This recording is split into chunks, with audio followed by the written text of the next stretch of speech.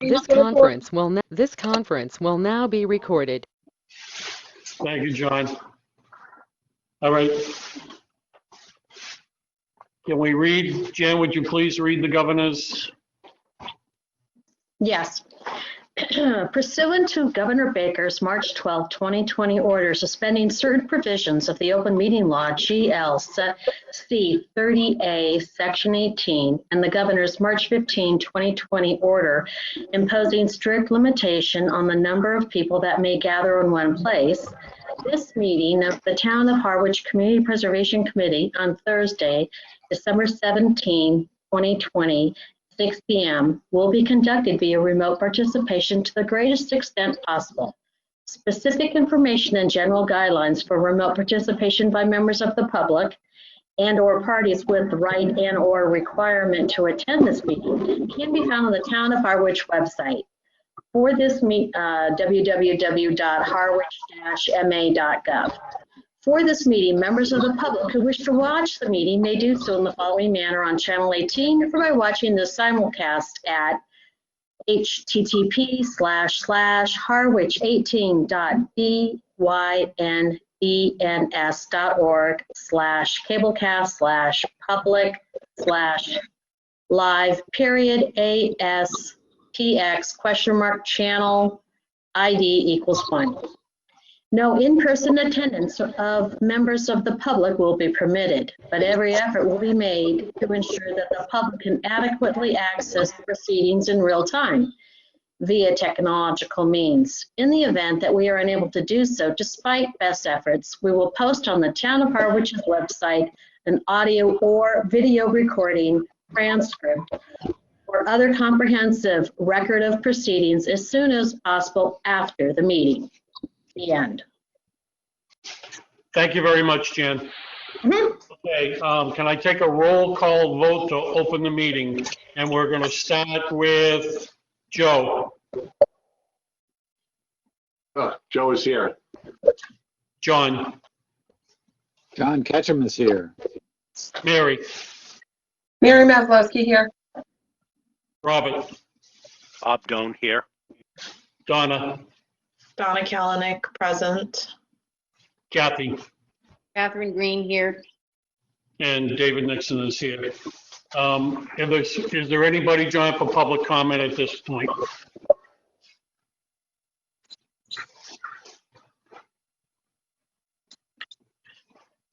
Hearing none, we're going to move on.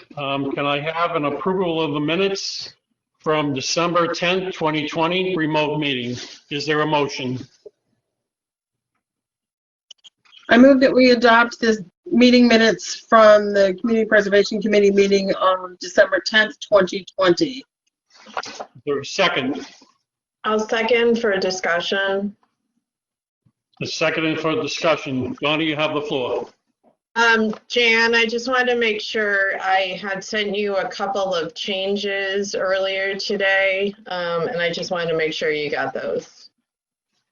The misspelling of session in 2 spots and the questionable comment of the trust being maybe pursuing a buy down program. It sounded like I wrote one way and you think it's another buy down option. Yeah, no, I thought that. I don't think I quite got it. I don't think I got it.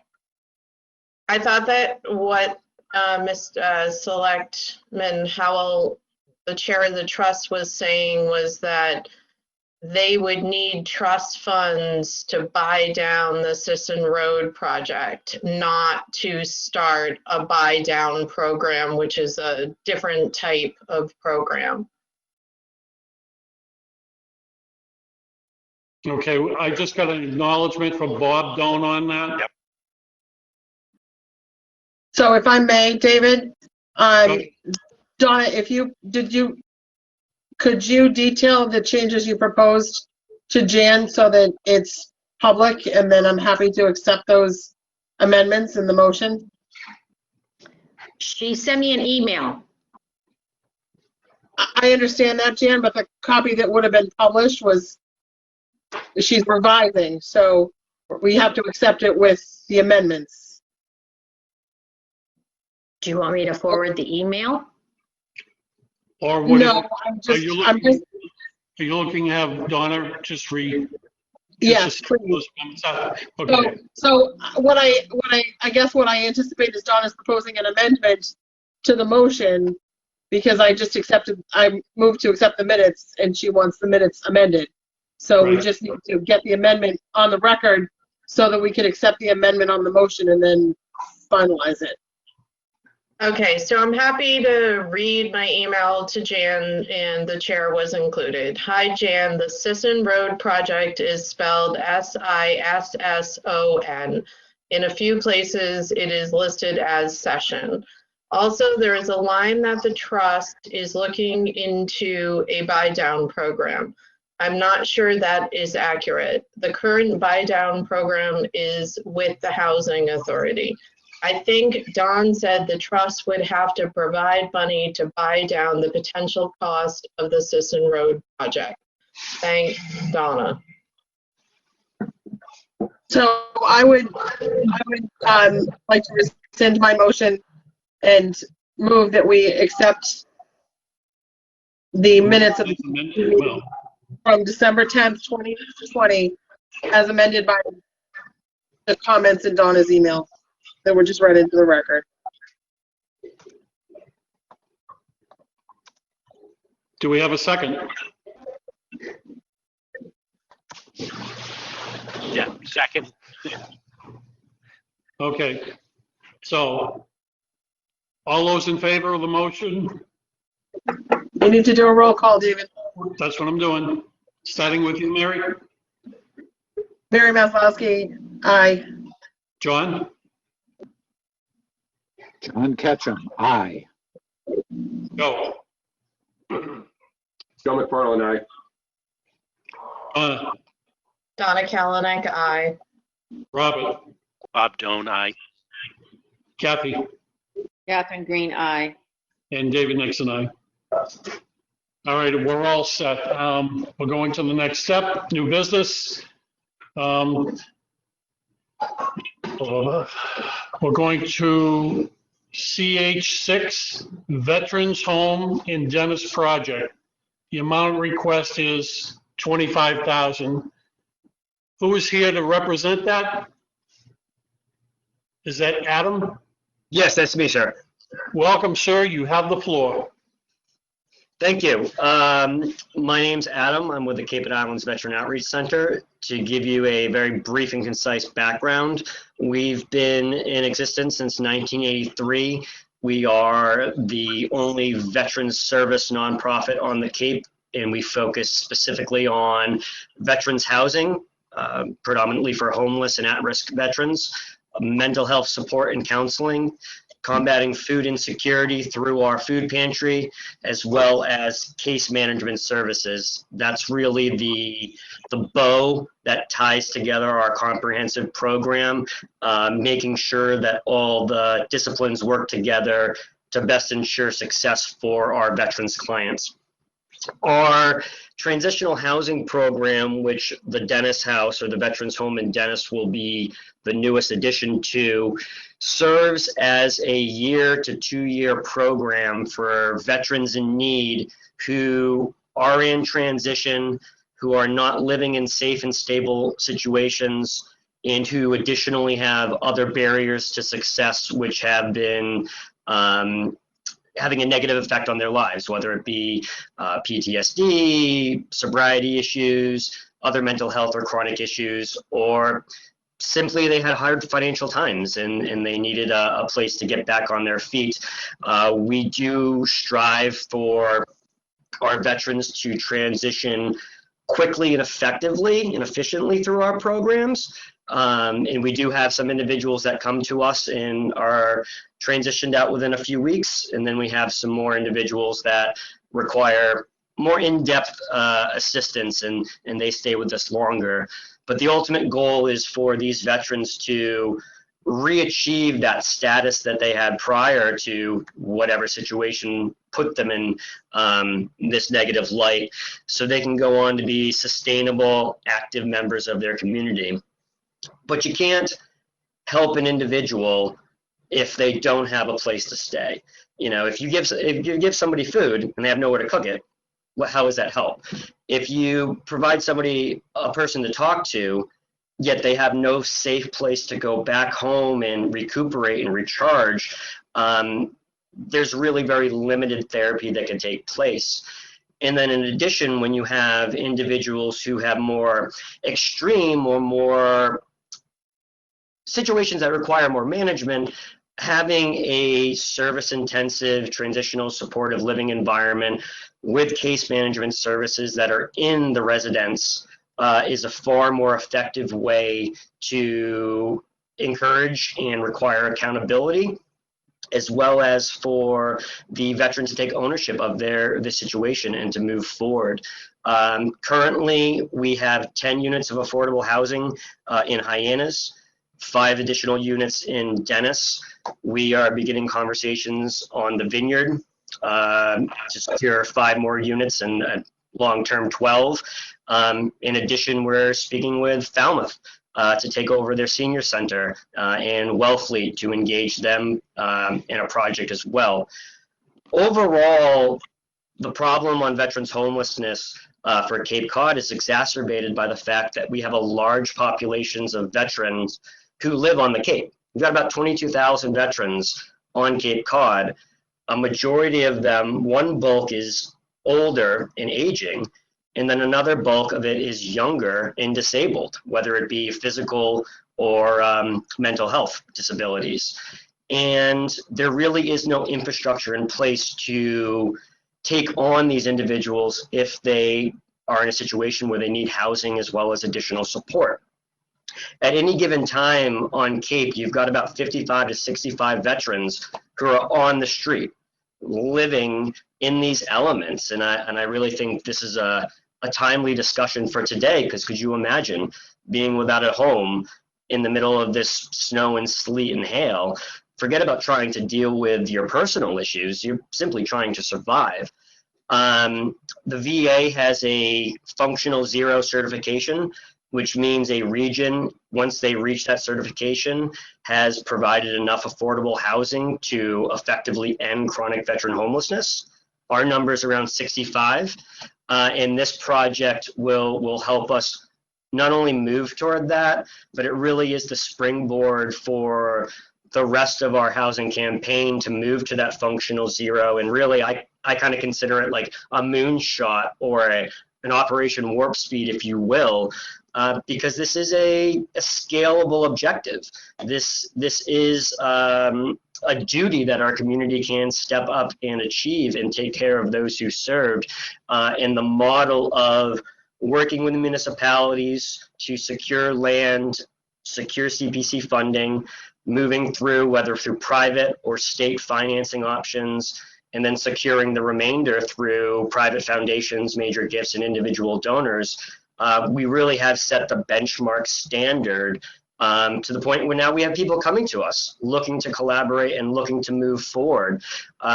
This project was delayed for several years due to some disputes with one of the neighbors in land court. We're very fortunate that all the courts up to the Supreme Court sided in our favor, and we've been able to move forward. And this has been an incredibly effective learning process for us to be able to much more quickly implement these programs and services. Right now, our current gap in the overall budget is around $60,000. That's not taking into account our line of credit that we've accessed of $200,000, but that doesn't really fall in line with the CPC.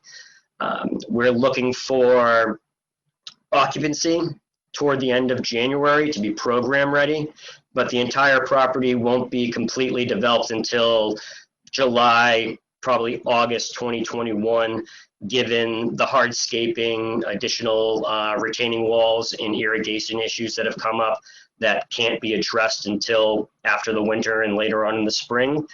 And we are reaching out to CPCs. You know, Dennis has given us $200,000, rightfully so. It's in their town. Wellfleet, we're very fortunate to receive $15,000. Barnstable Affordable Housing Trust has provided $90,000 to the project.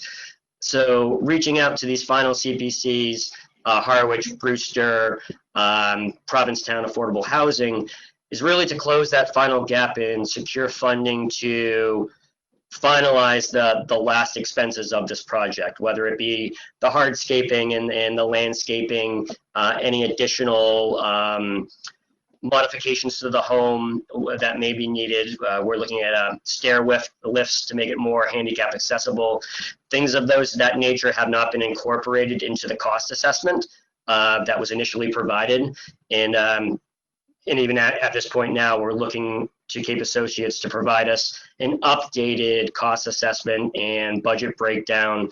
So for CPC purposes, we can come to you and say specifically, this is what we're asking for funding. Your $25,000 will pay for X on this date, and this is how it will implement and impact the veterans.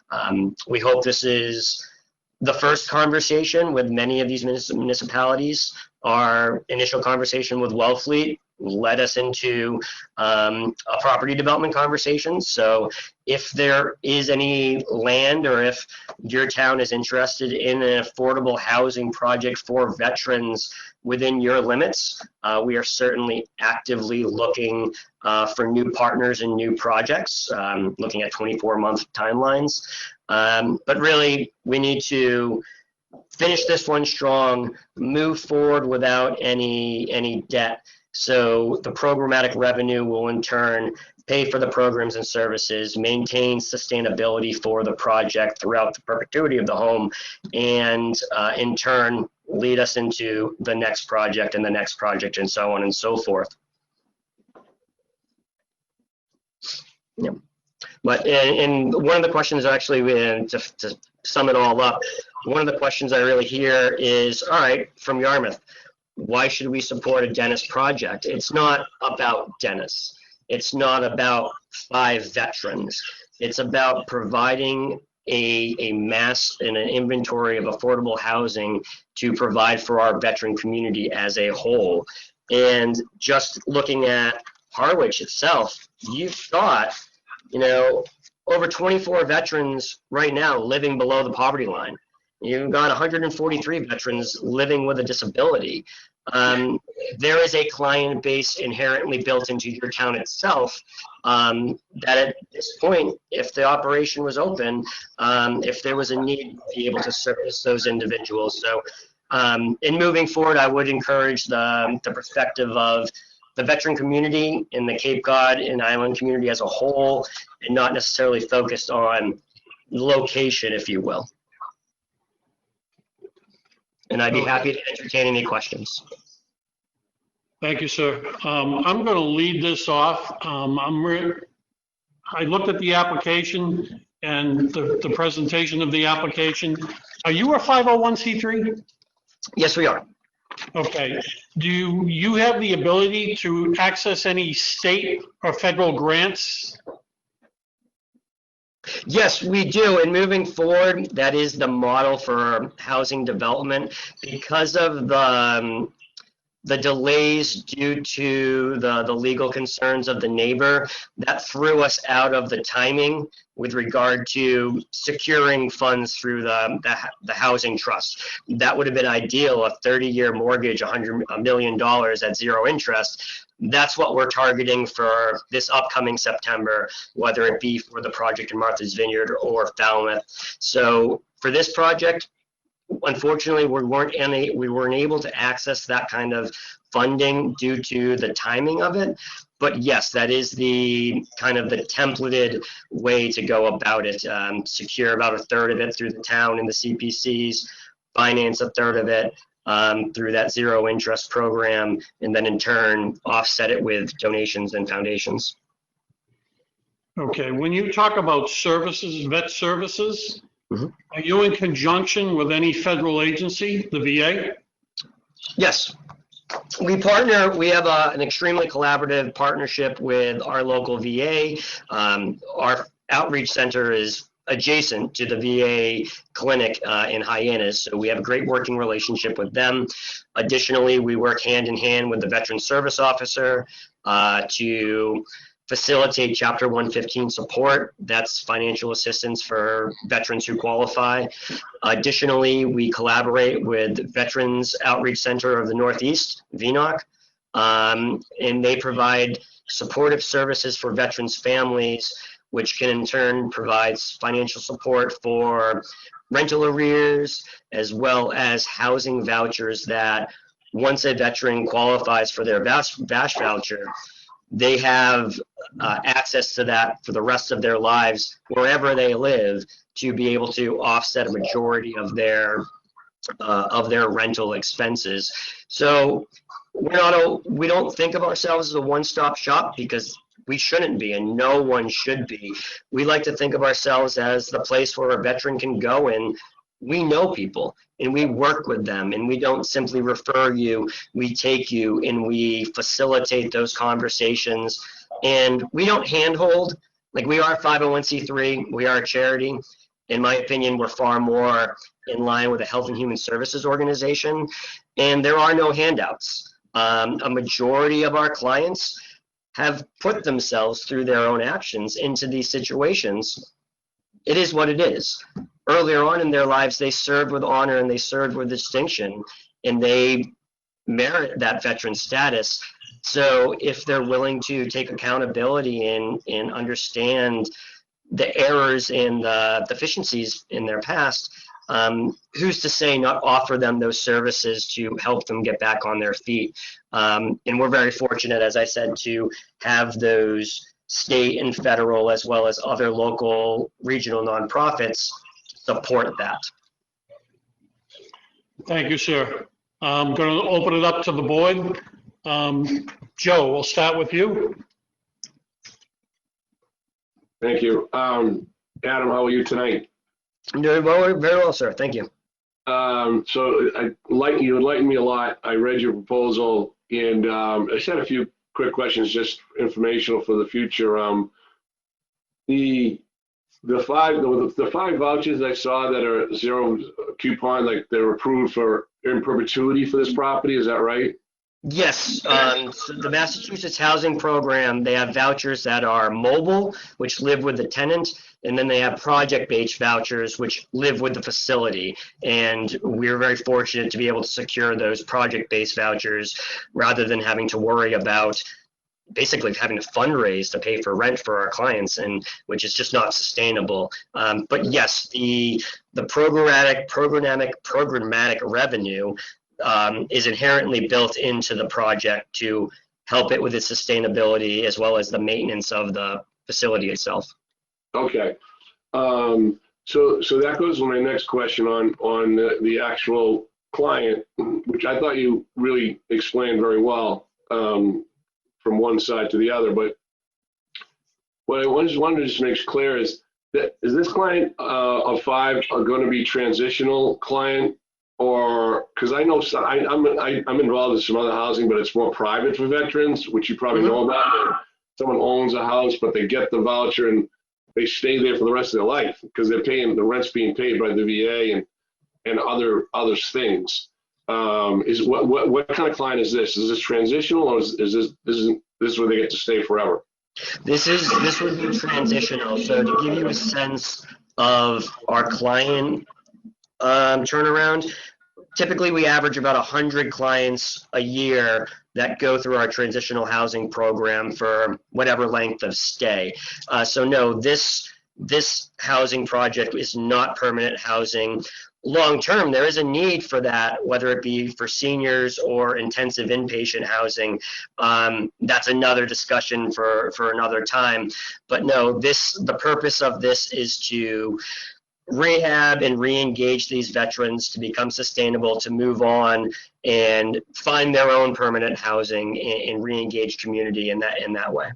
Okay, that's all I had. I really, thanks a lot. You guys have a really viable program there. It looks like you're moving forward and not stagnating. So I'm really happy to see it. Thanks. Thank you. COVID has been really a pressure cooker that has we've pivoted and we've adapted well, and it's allowed us to, from an organizational standpoint, streamline our processes to be far more effective and efficient, as well as be conscious of the healthcare precautions. We haven't had the type of downturn that other perhaps smaller or less service-oriented nonprofits have had, and we're very fortunate for that. All right, thank you. Joe, are you all set? Okay, Kathy. Good evening. Just a couple of questions. It sort of is implied that these 5 housing units would offset the town of Harwich's need to increase affordable housing, but that is not so, correct? It would only be Yes, the town. no, and this came up in another meeting too. I guess I misspoke, if you will, with regard to how it's written. Was speaking toward the idea of moving the community toward that overall 10%. But no, you're absolutely correct, and that is a snafu, if you will, with how I wrote that sentence. Okay, and when you talk about services being provided in this home also, I'm assuming that the services include outreach into the community. So what is the service area that you provide services to? Is it the whole Cape or? Cape and Islands. Yeah, the entire Cape and Islands, even to over the bridge in Bourne and Sagamore. Anything over that, we really do try to not duplicate services, as well as collaborate with other veterans organizations. And we do that on the Cape as well with regard to other organizations that serve other services or other programs. But no, when we say we are the Cape and Islands Veteran Outreach Center, we truly are, even to the point where COVID-19 has really exacerbated food insecurity and people's access to not only sustenance, but nutritional food, locally sourced food, to the point where not only do we have our static food pantry in Harwich, in Hyannis, we now have a mobile food pantry that we've brought to Provincetown. We've brought over to the islands in Martha's Vineyard. We're working to begin a schedule at bringing food options to Nantucket.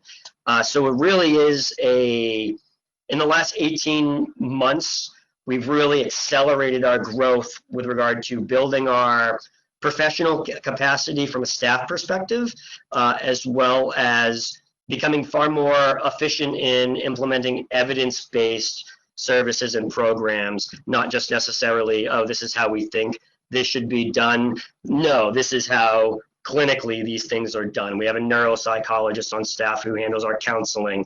Our new executive director comes from a national corporate background, business management, and being able to expand market and expand our services. So this is really, I think, going to be the initial crown jewel in our showpiece, because it will provide us not only the success, but also the revenue to go back into our programs, go back into our organization, and continue to expand for whatever the need may be.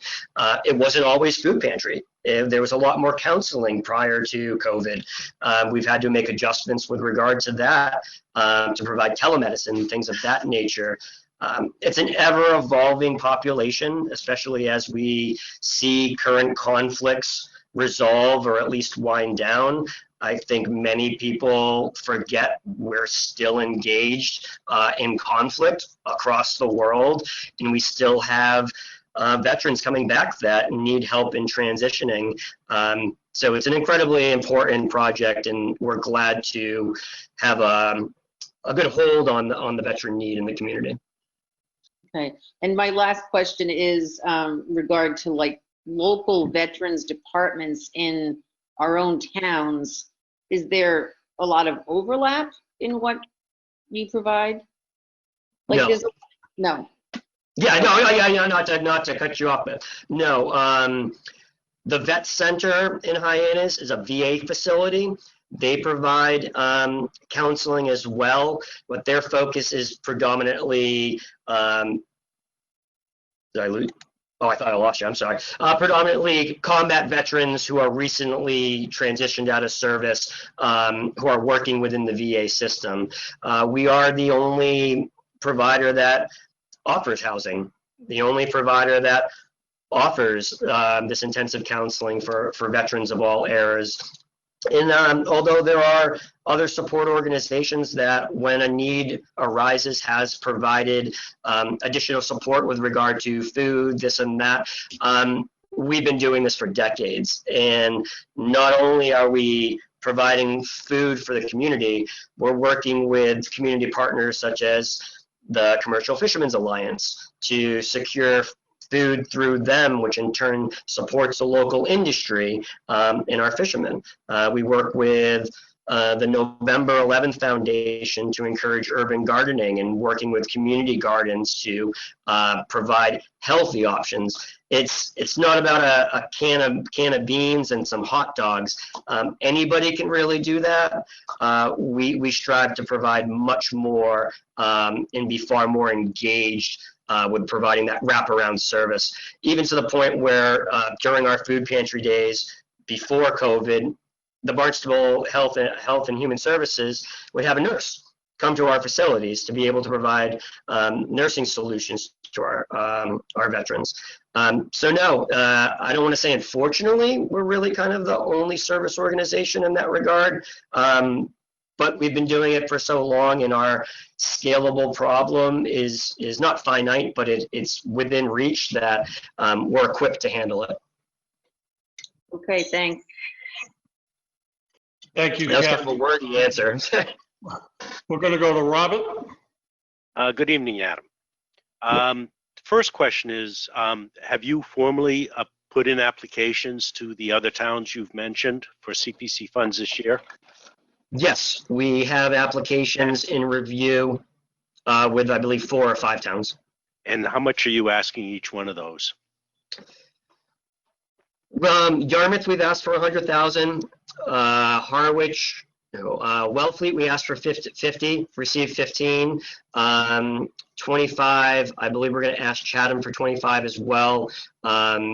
And I believe 50 from Provincetown. So it also is really scaled to the idea that we understand this isn't in your town. So while we would like as much support as possible, we also want to be a collaborative partner and be able to come back to you. So it's more scaled to the level of engagement. Okay. So when you add all these up, if everybody were to put in money, you would exceed the funding gap. What would that money be returned, or would it be used for services instead of the building itself? How would that work?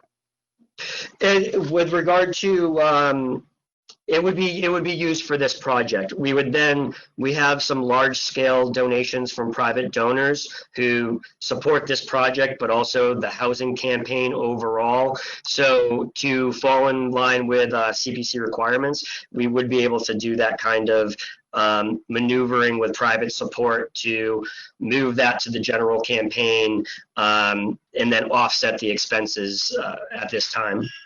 So is your answer basically that you would then use any excess money for the services of the house? Yes. Okay. Good.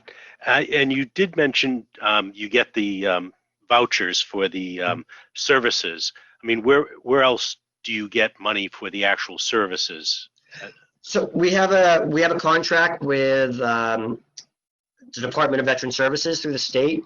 Additionally, there are grants, but I just call them contracts. They're per diem funding for various supportive services, whether it be specifically for housing. There are federal programs that fund counseling, as well as state programs that assist our food pantry. So if you want to think in the mind of product lines, each of our product line has a state or federal revenue source to in turn offset any philanthropy needed to make our budget.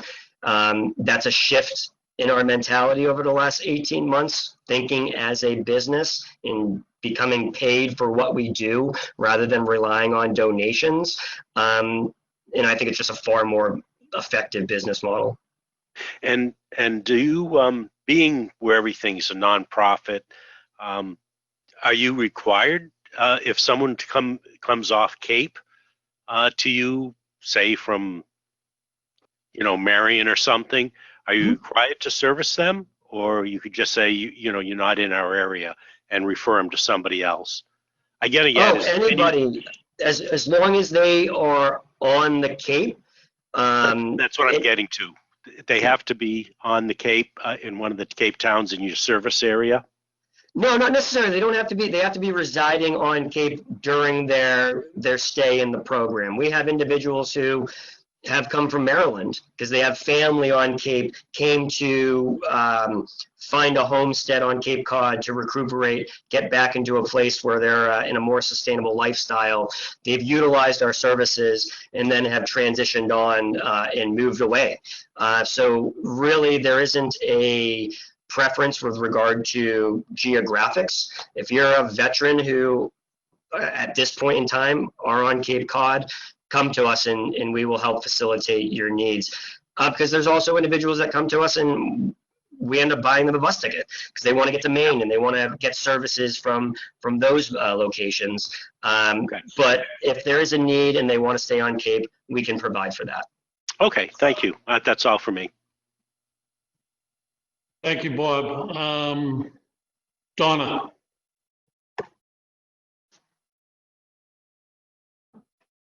Hi, Adam.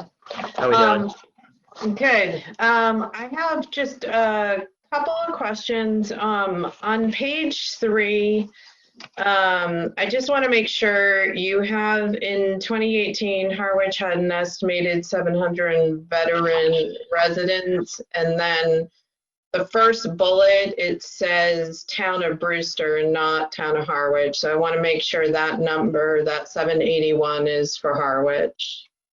Yes, that's correct, and that is a typo on my part. Okay. I apologize. Yeah, no, thanks. Just following up on Kathy's question. So the 5 units will count towards the subsidized housing inventory of the town of Dennis because that's where it's physically located. Is that correct? That's correct. Okay. And so will the town of Dennis then hold the permanent deed restriction on these units, or who is going to hold the permanent deed restriction? We have a 99-year lease with the town of Dennis, and then I believe there's an option to purchase the facility at that time. Does that answer? No, that's a little bit, the lease is different than the requirement for a deed restriction. So that might be something you could get back to us on. Absolutely. Okay, great. Thank you. So who is responsible or who owns the deed restriction for the property? Who's going to hold the permanent deed restriction? Okay. Thank you. I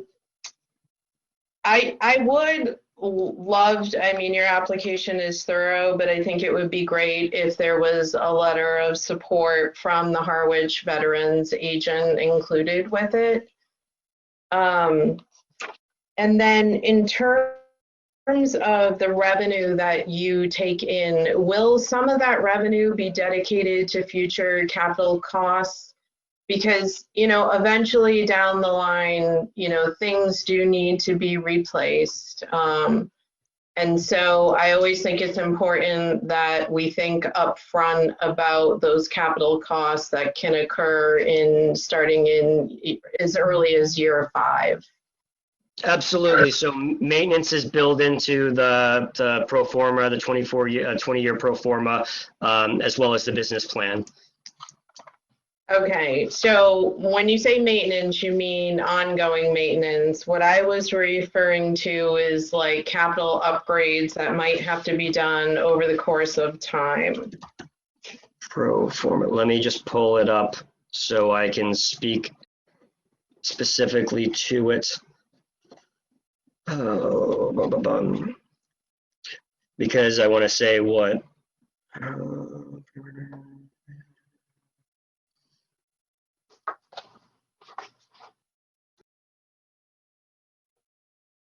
Yeah, I apologize. It's built in with regard to contingencies each year. A certain portion of the revenue, if you will, is then set aside for service expenses as well as long-term capital costs. Okay, that's great. Is there a limit on time that someone can stay in the facility, and do you help them find permanent housing to transition out? Yes, so the program is set up for a year with a year option to go into the second year. When veterans transition, they leave us with their VASH voucher and a defined plan. Obviously, no one's on lockdown, so if someone wants us to get up and leave, they can. But individuals who work the program, it's set up so that they come to us, we put them in connection with the veteran service officer as well as supportive services for veteran families. So in turn, while they're taking care of themselves, their future is being secured. And when they're in a place where they are sustainable and capable of moving on, they do have that that voucher, that referral to a property, that handoff, if you will. We don't just drop people off on the side of the road. That's great. And just the last thing is, you mentioned that you would be able to provide some updated costs. Just myself, I think it would be great. You know, I see the funding gap, but I think it's really important that the CPC and the residents know exactly where the $25,000 concretely would go to within this project.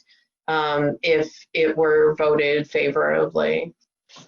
Absolutely, yeah. I've requested from our clerk of the works to break down each division of the construction for the final phase rather than the entire phase that was provided, and that should give a far more detailed description of the last portion of construction as well as those expected costs. Great, thank you. Thank you, Donna. John? Yeah, hi, good evening. A lot of interesting discussion. I guess one point I want to expand on a little more is the question was already asked about whether those 5 units will apply to Harwich's affordable housing or subsidized housing requirements.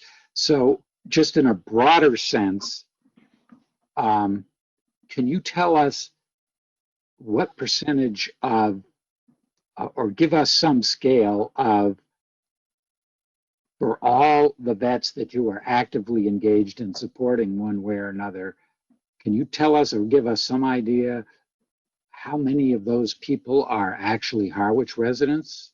I mean, are you supporting in some way or another, not with housing, but with other services, people who are living in Harwich?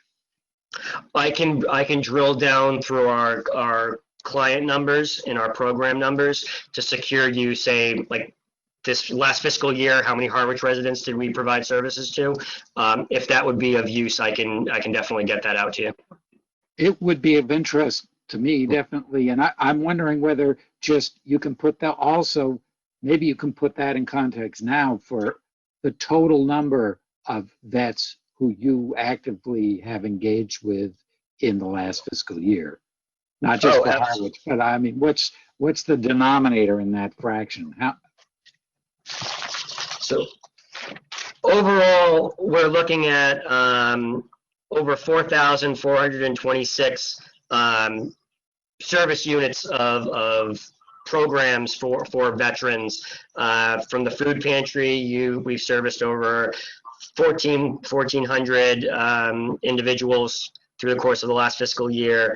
Holistic programs, 347. So we're looking at, around 4,000 veterans, unfortunately, that's not an unduplicated number. That's the next level of our sophistication to get to that point from a documentation standpoint.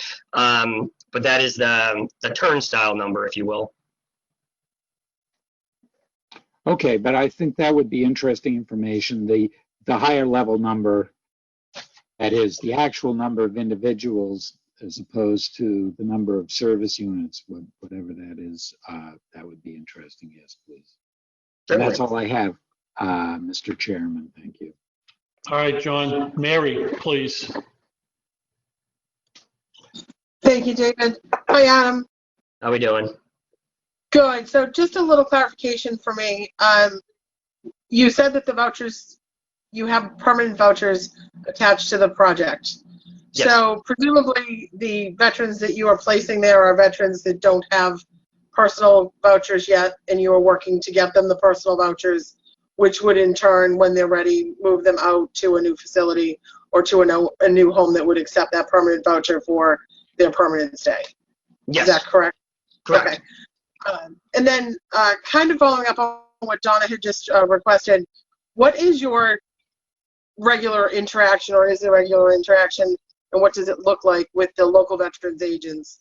So Will Remillard in Harwich or some of the other veterans agents in the local communities.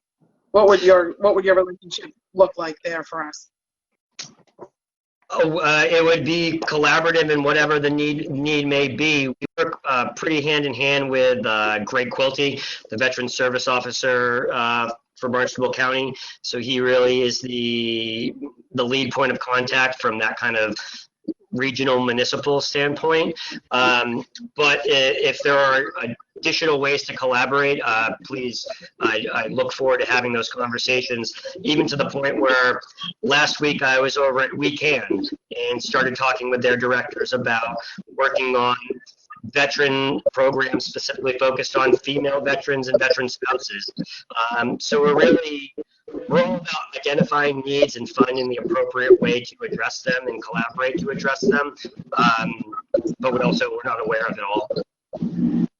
Okay, so I guess from my perspective, I tend to agree with Donna that it would be nice to see a letter of recommendation from the local Harwich veterans agent, Will Remillard. So because of course he is the point of contact for the Harwich veterans seeking services through their reimbursements and their other programs as well. So I understand, that you would be working with the regional, but I guess I'd anticipate you having kind of some more one-on-one interactions with the local veterans agents. 100%. Because for us. Okay, no, I was gonna say 100% on the program side. We have a young veteran, Navy veteran, former military police officer. He's our case manager. He's the one who works hand in hand with the program and clinical end. So I imagine Dan probably already has relationships with these contacts that you're speaking toward, whereas I'm more, hate to say administrative, because I'm an Army infantry veteran myself, so I'm a grunt, but now I'm in management, so I guess you'd think I'm an officer. But yeah, on the ground, I wouldn't be surprised if Dan already knows them and they've already shaken hands. Okay, thanks. But that will be a priority. I will make sure that we have reached out and we have engaged, because if we haven't, then that's a faux pas on our part. Thank you, Mary. Are there any other questions from the board? Hearing none. Adam, thank you very much for coming and making your presentation. Thank you all, and I look forward to hearing back, and I will provide that info to you ASAP. Thanks Have a great again. night. Okay, moving on. We're going to R9, Harwich Natural Heritage Trail Project, Phase 1. The requested amount is $150,000.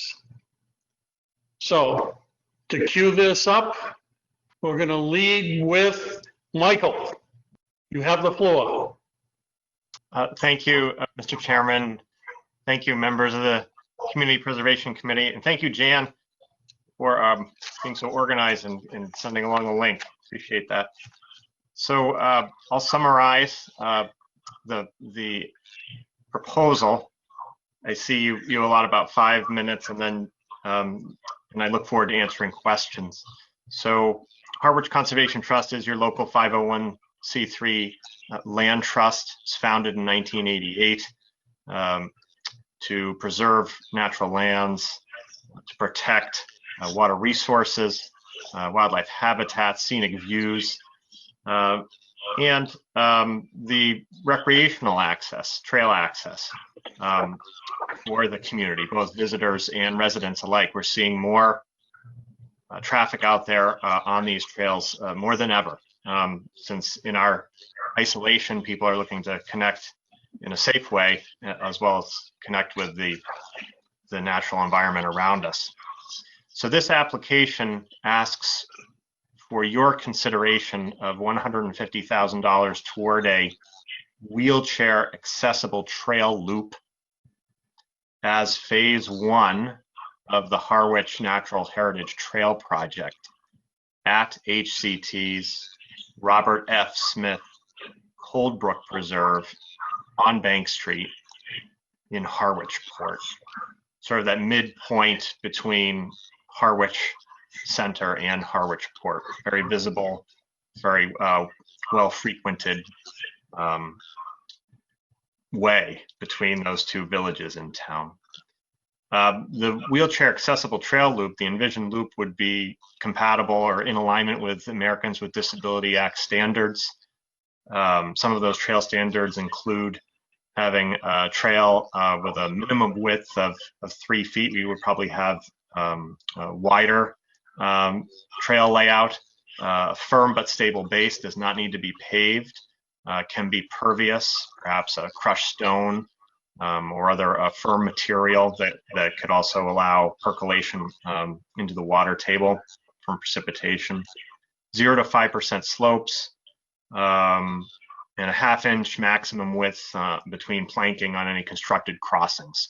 So since this would pass over a Cold Brook in 2 locations, since this is envisioned and circling, as you saw from figure 1 in the application, a wetland that's bisected by Cold Brook, we would have 2 wooden crossings for pedestrians and those that need wheelchair assistance.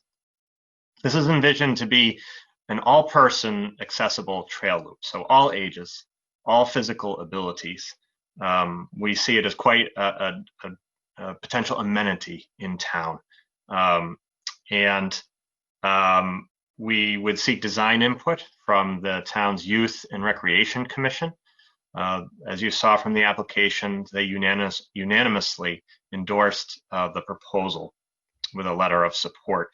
I have also sought input from the Harwich Accessibility Rights Committee, although at the moment they don't have enough members to convene. So at such time as they're able to have a quorum, I look forward to their input as well.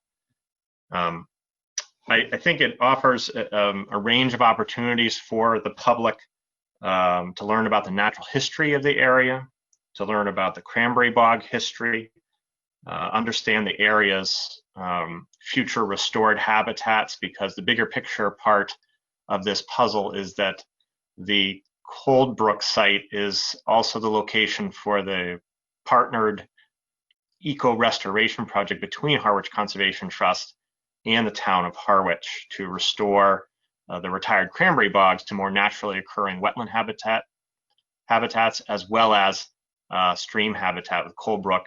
The co-benefit being the reduction of nitrogen in the groundwater and surface water before it gets to Sequatucket Harbor, which also helps save taxpayers money long-term by reducing the need for sewering in that watershed to Sequatucket Harbor.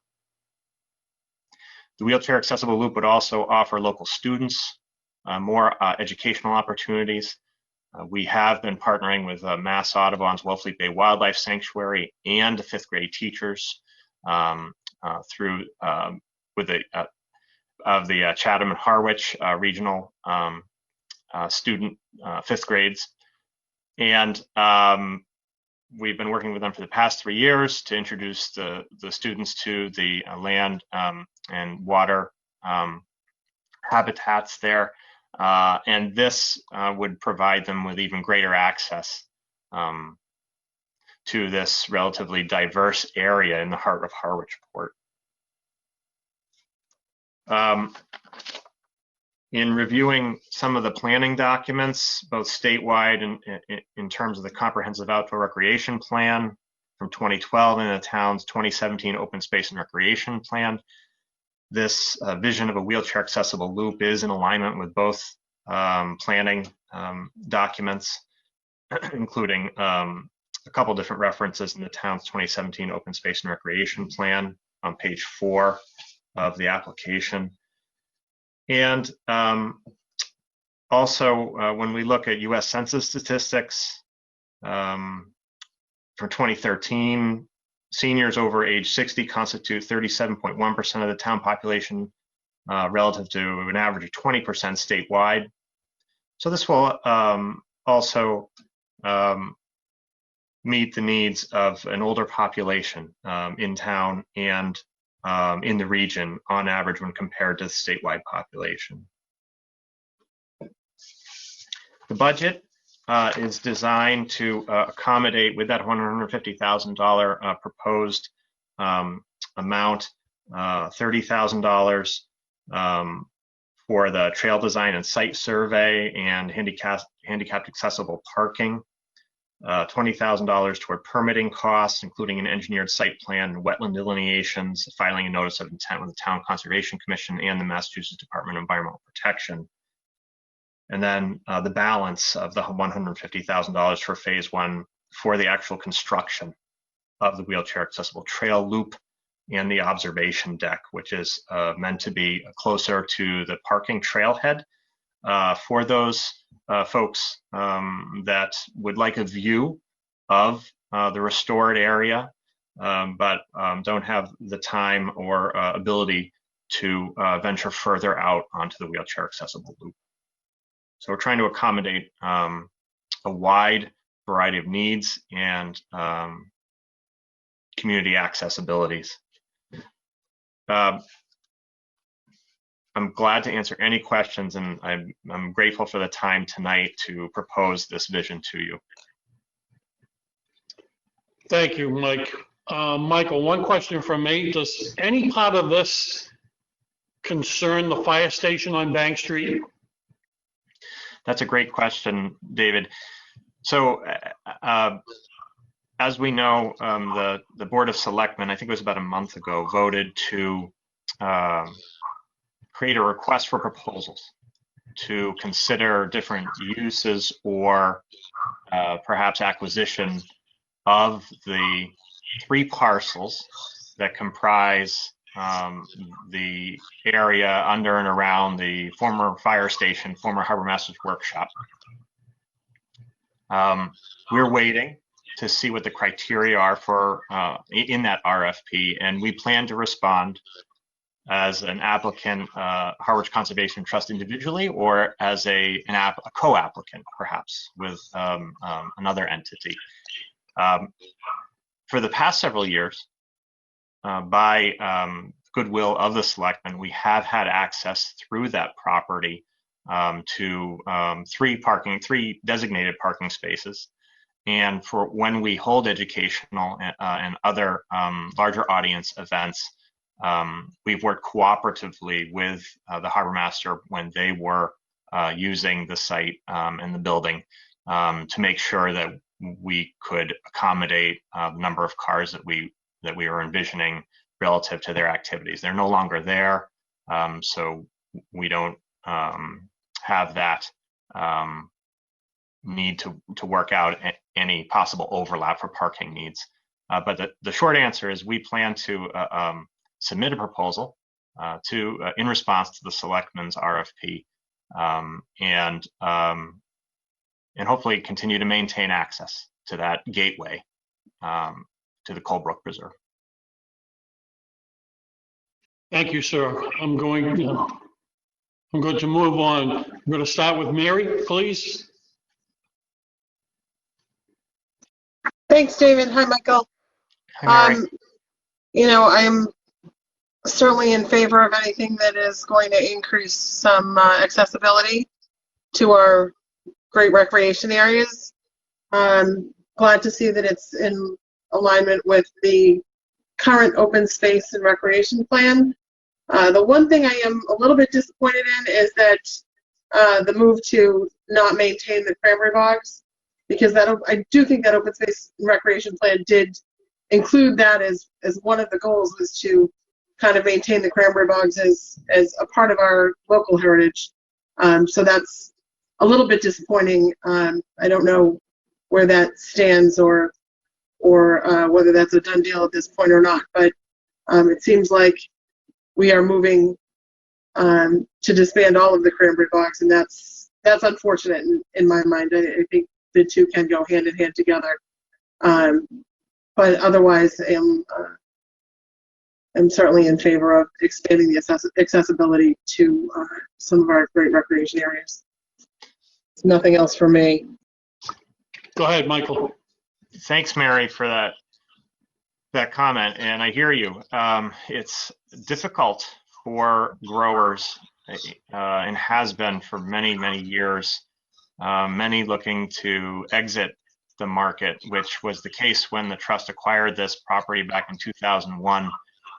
At the time, the trust studied many different ways to continue cranberry farming. In fact, sending out an RFP with that in mind to all the growers in southeastern Massachusetts in the early 2000s, and did not get a response.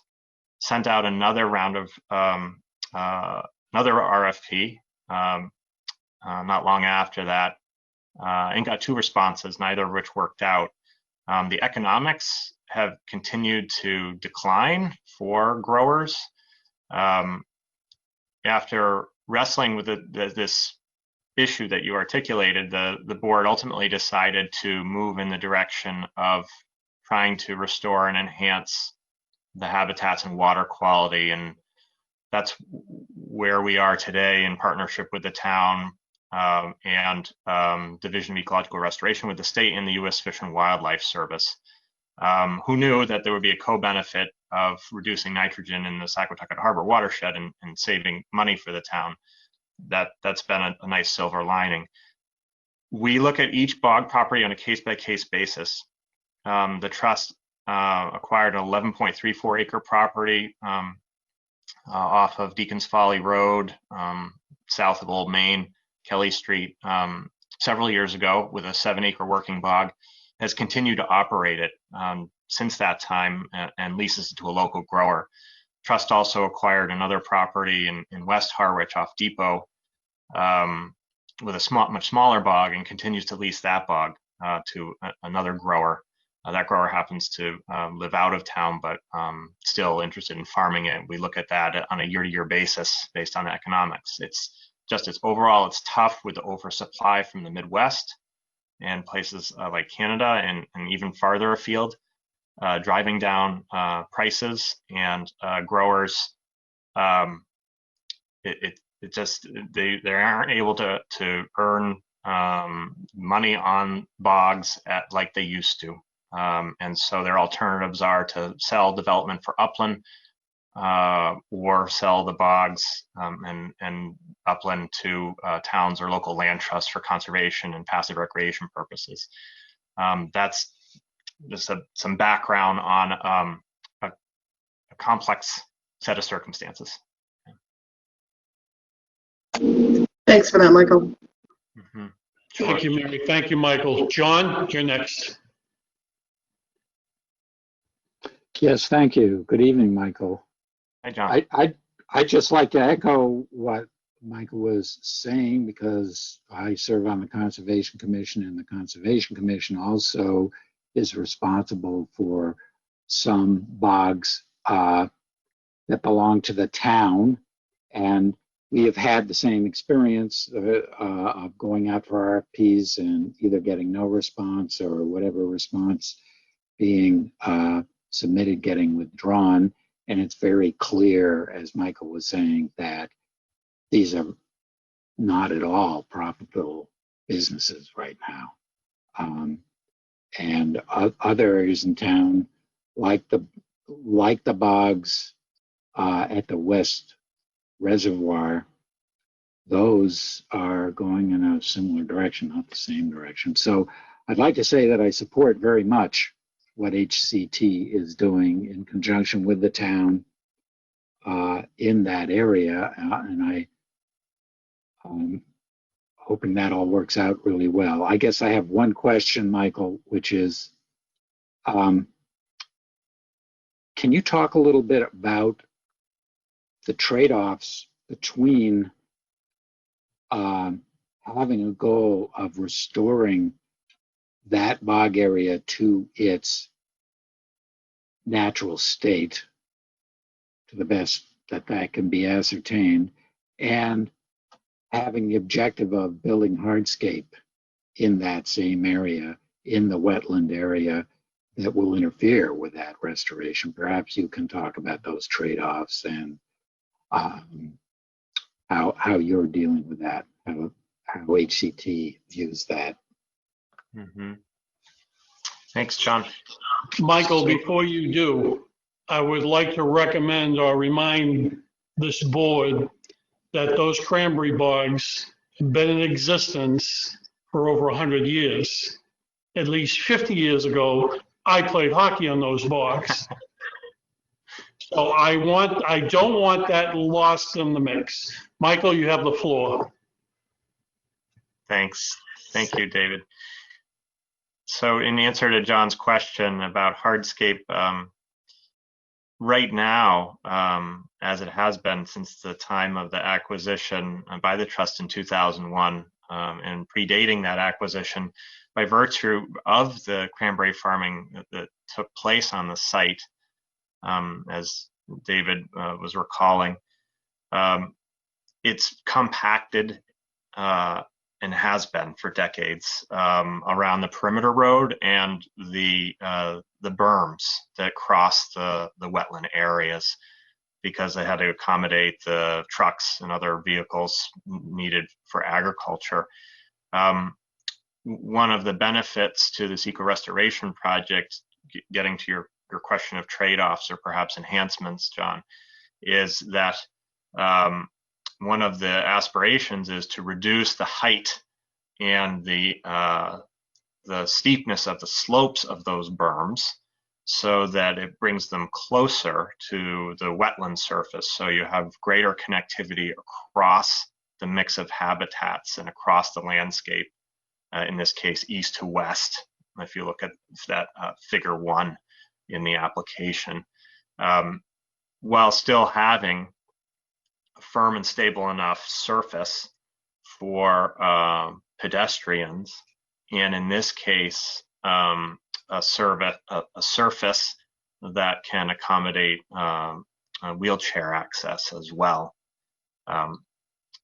So I hope that helps to answer your question. We also, as I mentioned at the outset, want to have a permeable surface so that we can have percolation through the soil.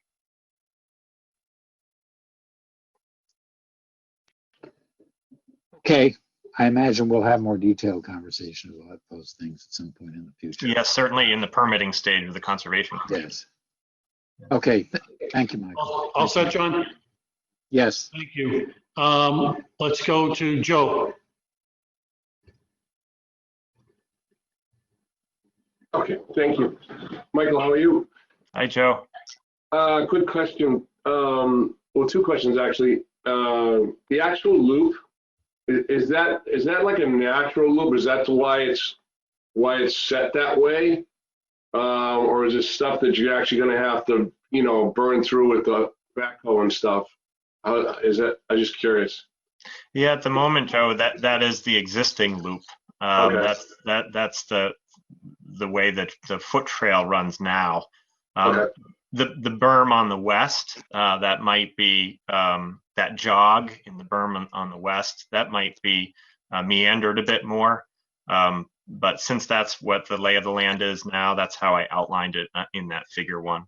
All right. It's really resetting the loop that's already there, sounds like to me, for the most part. Okay. And the last question I had was in reading your thing there, talked about the wooden footbridge that goes across, where I saw it go across. Did I read that correctly, that that's not going to be handicap accessible because it's a footbridge or because it's too far away from parking? I'm a little confused in that paragraph. Sure. The intention at both stream crossings, as you see in the easterly and westerly part of the loop, will to have a footbridge that accommodates wheelchair accessibility as well. And that's what I was mentioning at the outset with ADA requirements among them, meaning Oh, including that you can't have the width between planking any greater than ½ inch. all right. All right. I think it actually says that that's not going to be wheelchair accessible. This area will not be wheelchair accessible because of the distance from the parking access on Bank Street. That must be a excuse difference. me. You know what, Joe? That's a good catch. What that, for clarity, what that refers to is the phase 2 portion. Okay. If you look at figure 1, towards the lower third of that graphic, you'll see a label that says phase 2 with an arrow pointing to the right. I did see that. That boardwalk is designed to finish that lower loop to create a longer walking path. That area in phase 2, which is not part of this application in front of you, would be part of our proposal to submit before you in October of next year. And yes, that portion would not be wheelchair accessible because of its distance from the parking lot. All right, that's fine. We can get to that next year. I don't want to slow down the group. All right, thank you very much. Thank you. Dave. Thank you, Joe. We'll go to Kathy. Hey, Mike. Hi, Kathy. How long is the proposed loop? It's about a half a mile. I can get a more precise distance for you as follow-up in actual feet, if that's helpful. Yeah, I was just kind of curious what it was. And a quick question on the budget. The first item, 30,000, that's allocated for a couple of things. The handicapped accessible parking. I mean, is that really, that's just signage, right? I mean, what else would it? And how it integrates with access to the viewing deck, the observation deck, and then the kiosk, whether that will be moved. There's an existing trailhead kiosk. So I think looking at holistically, that the current parking access would be redesigned to accommodate wheelchair accommodating vehicles, and that can both enter an observation deck as well as access the loop through a recontoured connector from the parking lot down to the loop, because right now that slope is too steep. Okay. But like right now, you said you have a total of 3 parking spaces? Yes. Okay, so you're going to need more parking spaces if this was to happen, because say there's 2 people using the handicap spots, I mean, Yes. and then no one else can use the bog. I mean, so. You're right. Yeah.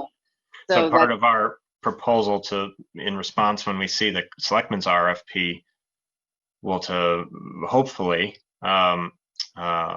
be able to arrive at a place where we can have that kind of access that you're talking about, the expansion. Okay, and then just a clarification about the bog. I thought the bogs there were abandoned bogs or gone fallow or something, right? Yes, they even at the time of acquisition, much of the agricultural infrastructure was not in a workable form to have farming continue in a productive way. and other portions of the property have been fallow for many years. Still, there were sections that the trust wanted to consider options for continued farming, and we got into the RFP, and I've shared the rest about that history and where we are today. Okay. All right. Thanks, Mike. Sure. Thank you, Kathy. Donna? Hi, Michael. Hi, Donna. How are you? Good, good. Good. Thank you. Good. Yeah, I think like everyone else, I had a couple of questions on the parking. I was concerned about the number of spots that would be available if our intention is to provide more access to the public. I'm just on these costs for the budget. I really would like to see a little bit more backup on that. Those are really Okay. just broad stroke numbers that you've thrown out, and it would be good to see some actual backup for that if you have it, or if you can just expound a little on how you came to those numbers. Were they based on similar projects or consultation with an engineer? Yes, so to answer you twofold, I'm glad to provide more detail budget.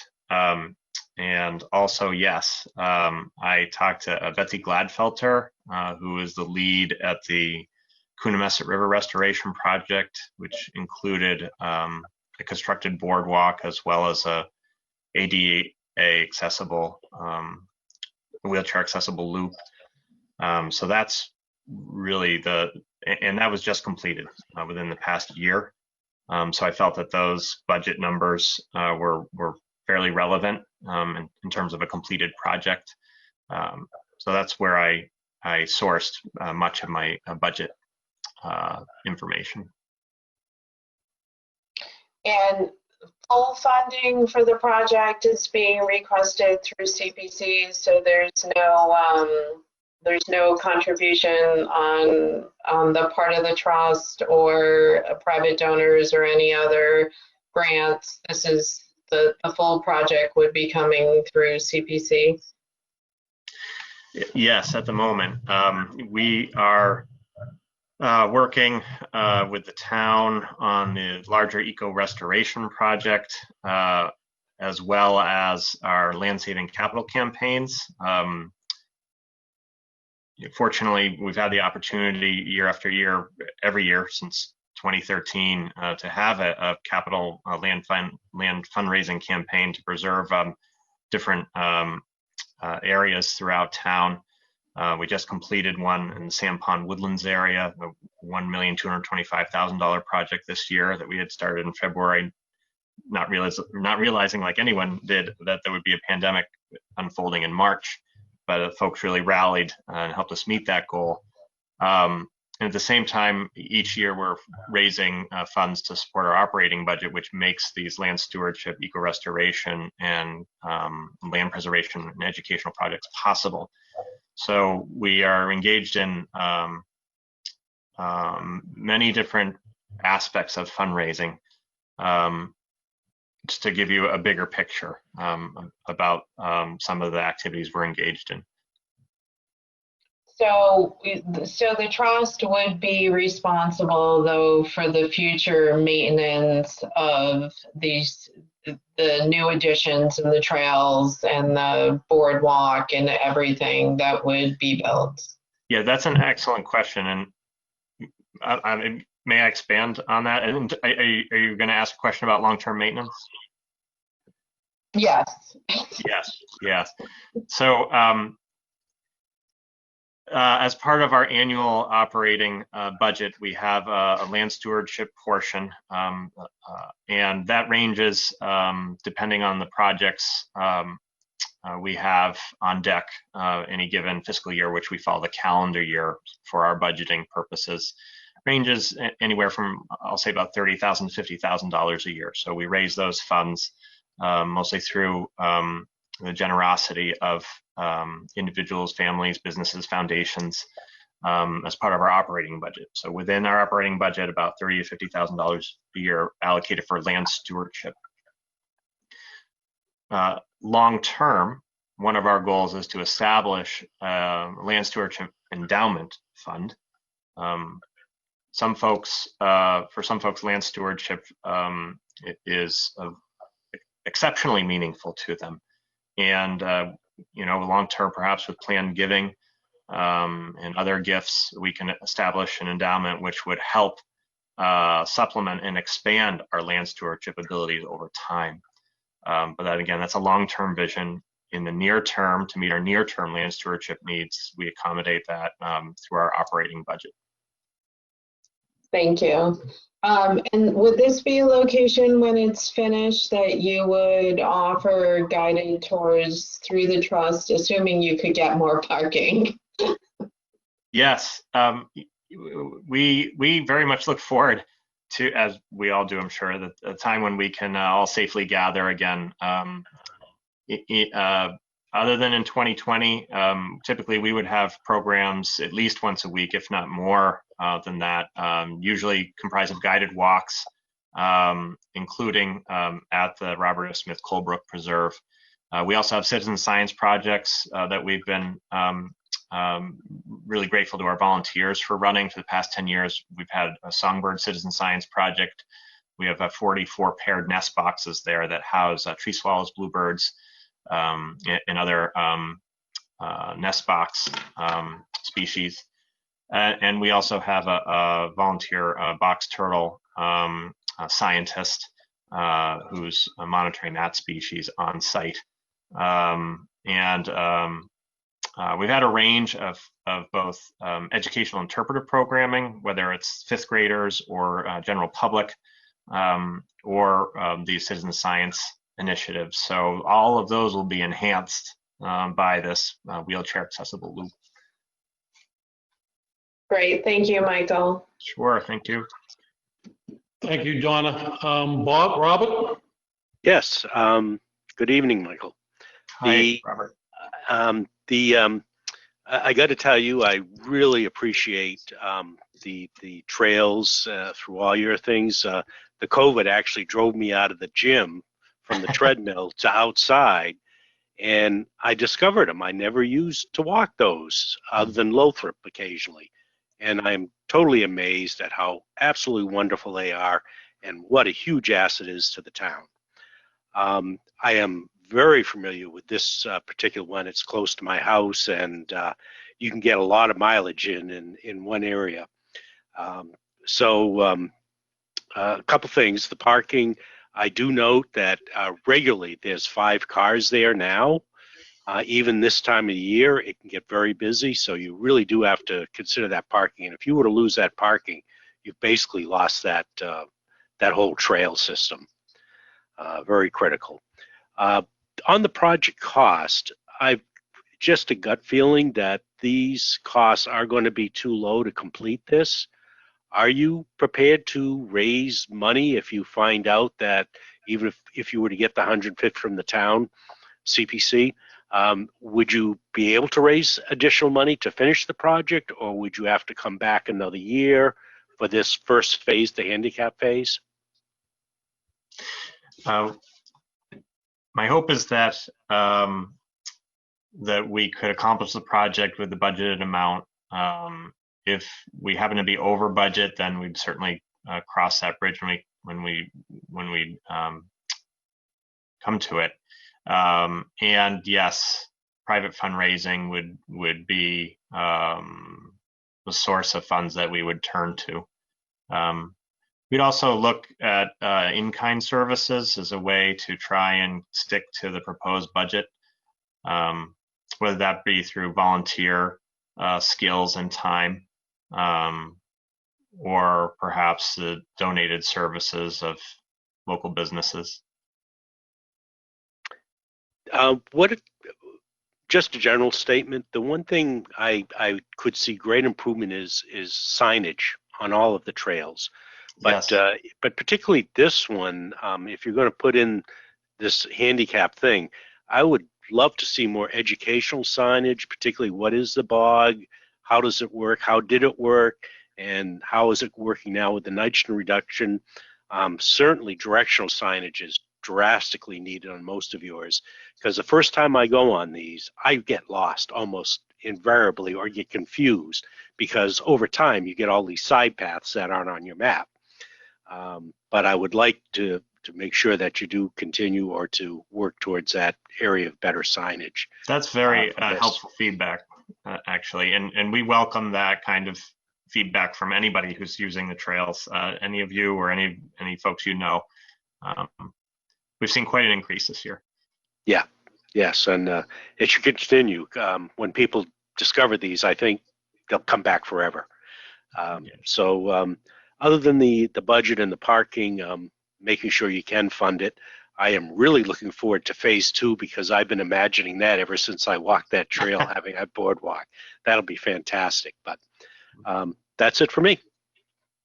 Thanks. All right, thank you, Robert. Are there any more questions from the board? Hearing none. Michael, thank you for coming and making your presentation. Thank you all very much for your time and consideration. Okay, moving on. We're going to go to old business. Is there anything that can be added to the websites? Is that question for me? Cap? I did go on the website. It was easy to navigate and pull up anything you wanted. The only thing that wasn't updated was my name as part of the committee. That's the You're only. muted. He probably doesn't want to respond. There we go. Well, that's actually, my recollection is that's something I personally can't change, but I will call Caleb and Caleb will fix that. Okay. That's the only thing. Otherwise, it was completely easy to navigate. Great. All right, thank you, Kathy. Thank you, John. Anybody else? Hearing none. Next meeting's agenda points. Anything for the, Jan. The question I have is the next meeting. Go ahead. It's January 14. It's a Thursday at 6 p.m. And we know that we have David Spitz coming back to talk about the Brooks Academy Museum project. And he'll be bringing with him his structural engineer will be on the call as well. Okay, there were also requests from some of the board members about different applications they wanted information on. One was about Robin's projects, the legalization or. So every question that we may have had, like even tonight's, we had questions that both Adam and Michael were given tonight. So do you want like all our projects to be able to get answers back on all the presentation questions? Yes, if at all possible. Okay, list will go out to the presenters. And I'll tell them they need to submit the list or they need to be on the meeting. What do you want? Submit the list. Kathy? Mr. Chair, if we have any additional questions, can we submit them to you? Submit it to Jen, yes. Okay. All right, thank you. And that goes for the entire board. Other than that, when the agenda comes out, Jan, I would like the discussions on those items and possible vote for that night. Okay, Just in case something comes up. Robert? Yeah, I did follow All up, right, Bob. and according to your wishes, and I submitted some pro forma budgets for the recreation thing. That I expect there'll be some response to that, and maybe a re-amending the application based on that? I can't give you a guarantee, Robert. They have their marching orders. So they provide the information or we move on. Okay. Anybody David? else?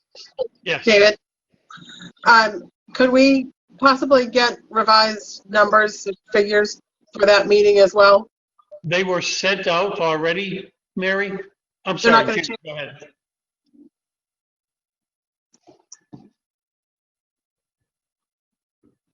Jen? The finance reports from Carol were sent to committee. Mary, are you asking for something else?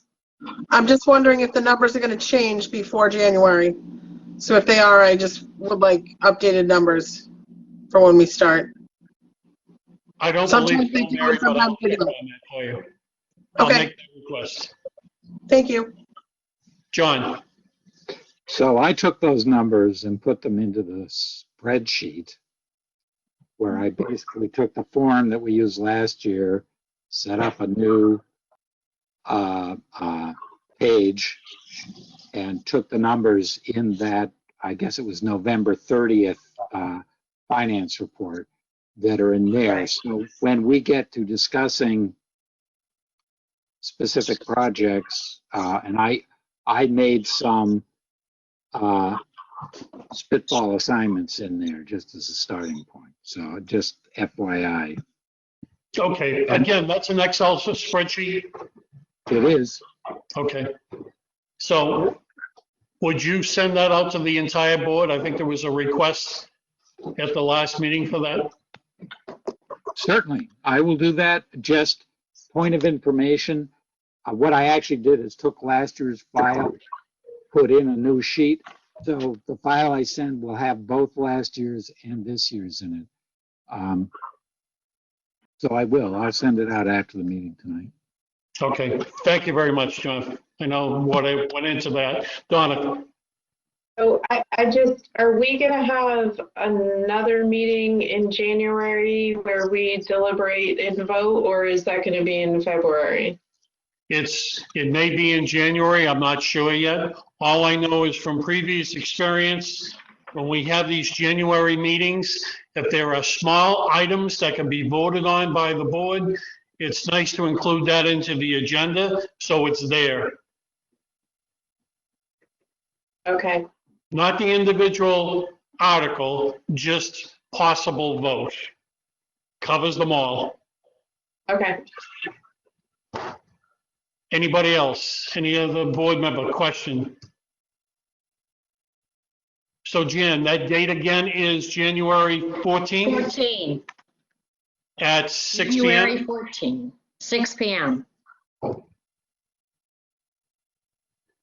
And everybody take a look at their calendars and please get back to Jan whether or not you can make it or not, or there will be a delay. Okay, thank you. Anything else from any of the board members for the agenda, the next agenda? Hearing none, we're going to roll call adjournment, then we're going to go into executive session, and we're going to roll call out of executive session. So we need a motion to do that, David. That's correct.